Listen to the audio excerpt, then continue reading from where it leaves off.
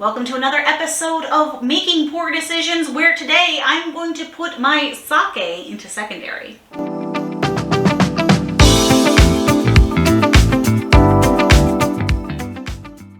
Hi friends, so as I mentioned, today we are going to be putting our sake into secondary.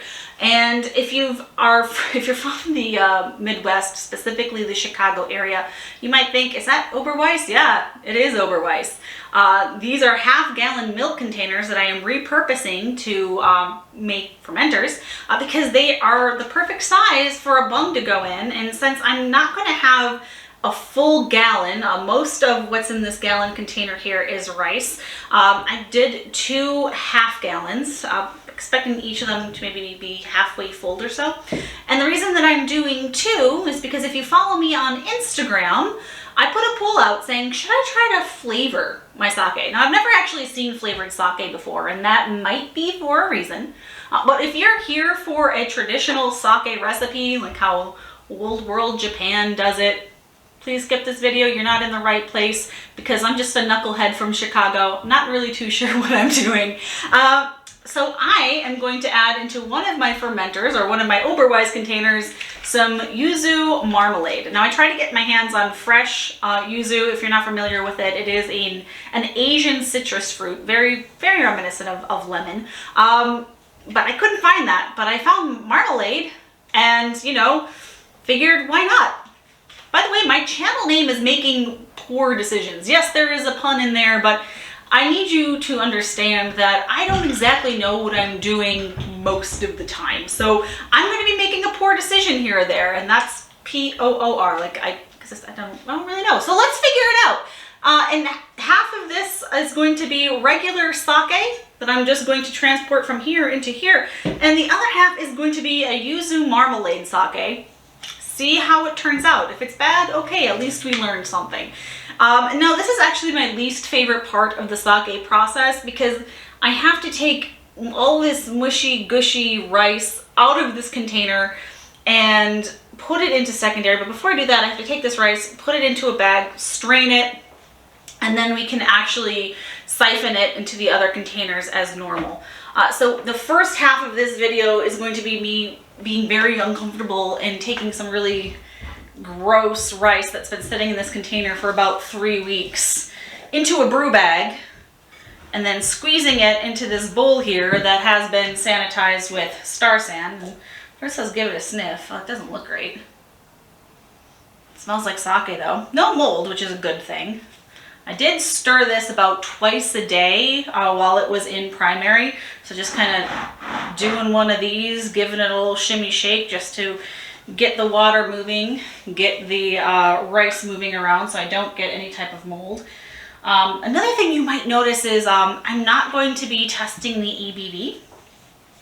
And that's because I really can't. There's a specific instrument out there that you can actually use to test alcohol content.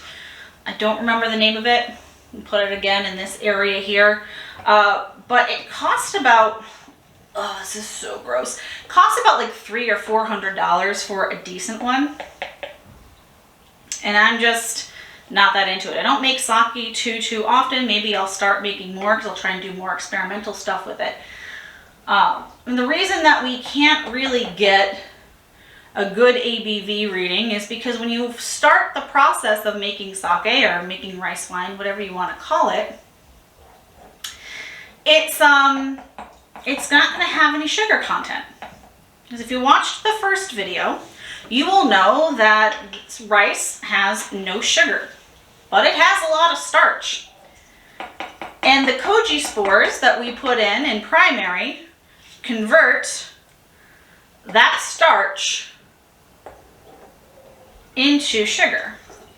And then the wild yeast that's in there will convert that sugar into alcohol. And that's kind of happening at the same time. So it's pretty much impossible to get a starting gravity. So this is just the process. Now, is this the best process of making sake? I really don't know. This is how I made it the last time. I've watched some videos, I've read some blogs, and I'm a little worried about my brew being oxidized, but not really, because last time, yeah, there's pretty strong alcohol content in there already. The last time I made this, it was pretty strong, and typically the stronger your brew, the less you have to actually worry about it turning into vinegar. And if I just make rice wine vinegar, then okay, I use that too and I cook, so it's not the end of the world. And as long as you learn something, there are no mistakes, right? Or I should say there are mistakes, but there are no failures so long as you learn something. And I think this is going to be, oh God, this is so gross. This is going to be as best as I'm going to get it. I might try to siphon it. Let's see. Oh, all right. I'm going to go ahead and skip forward, because at this point you're just going to see me scooping out mostly dissolved rice and being very upset, unless you're into that kind of thing. But I'm going to skip ahead forward until most of this rice is in this container.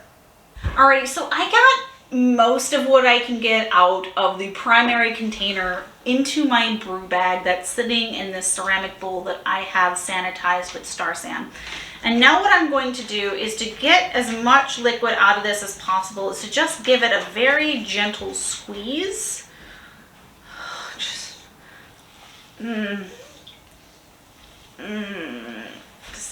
enjoy me being upset for the next 2 minutes.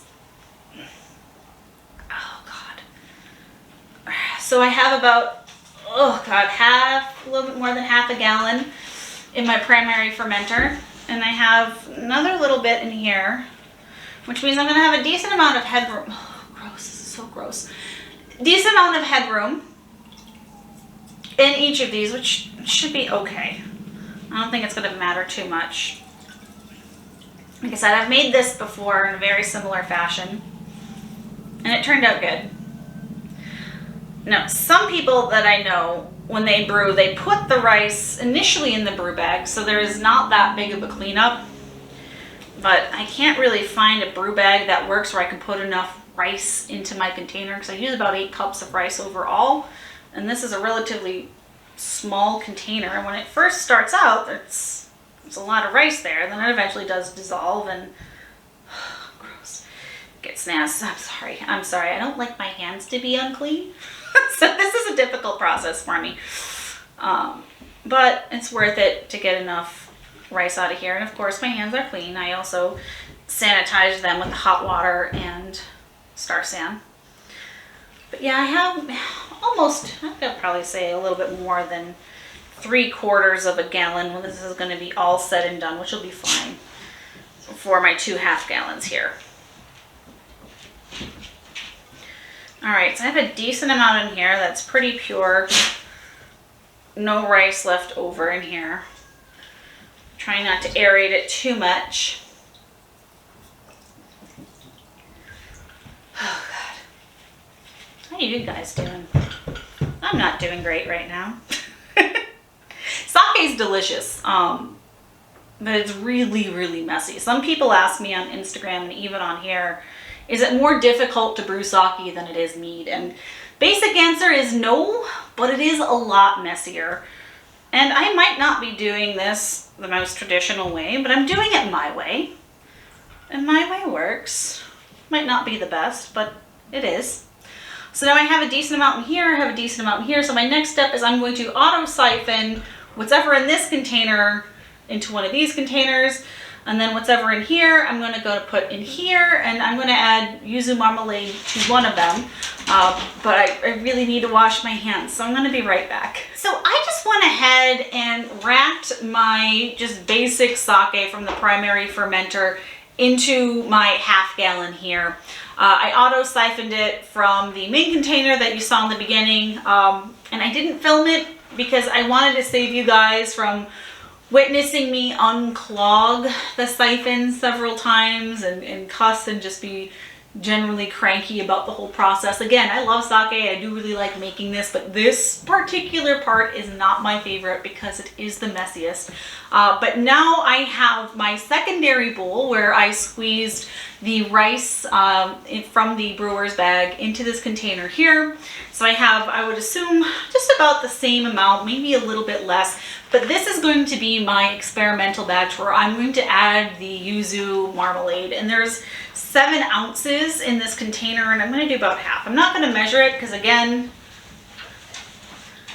I'm just kind of playing around, seeing what I can do with it. And it smells really good. I've had yuzu flavored things before, but never actually the marmalade, and it's pretty tasty. But before I actually do that, I do want to give it a little bit of a taste. This is what's in here without anything else added.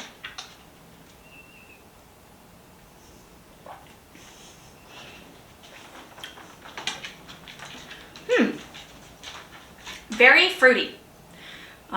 When my husband tasted it before, he said it's kind of like a Sour Patch Kid in that it has a little bit of a bite. It's not sour at all, but it has a bite and then there's a lot of sweetness left to it, which this definitely has. The bite being, of course, the alcohol that's already in it. And the sweetness being the sugar that had been converted from starch. So it still has some fermenting to go. I would say right now the alcohol content is pretty low, but as you can see here, my regular sake is still bubbling away. It still has some fermentation to do. There are some wild yeast in here. I did not add any commercial yeast to this. I didn't add to it last time, but if I have to, if it gets stuck, if I notice that the pressure gets neutralized, I can throw in some white. Are you done? Finley, come here. You have something to say? Come on. He's very cranky. He does not like my sake process. It's not traditional. It's not how they did it in the old ways. I'm sorry, buddy. I'm sorry. Probably shouldn't lick me. I'm covered in alcohol. But yeah, so it's going to ferment a little bit is basically what I was getting to. So this is going to sit for another couple of weeks. This is going to be my base to see how it naturally would have turned out after fermentation. And this is going to be my experimental batch, which I'm going to rack right now. Originally, I was thinking, well, maybe I could flavor it after fermentation was done, but I've never really seen anybody do this before. Again, it's probably for a very valid reason. Probably because I'm just ruining my batch right now, or I'm creating something that's not really sake, but we'll see if it turns out good. Doesn't matter if it's traditional or not, as long as it's tasty. That's all I really care about. So let's see what happens here. Again, I'm expecting probably about the same amount, if not maybe a little bit less. So I'm going to cut it right here and I'll be back once it's all racked. All right, so it is what it is, my friends. So this is the end of part 2 of my sake video. Sake to my left is just regular schmegular fermented rice water. I didn't really do anything special to it other than put it from primary into secondary. And this batch right here is my experimental batch. This is where I put my yuzu marmalade.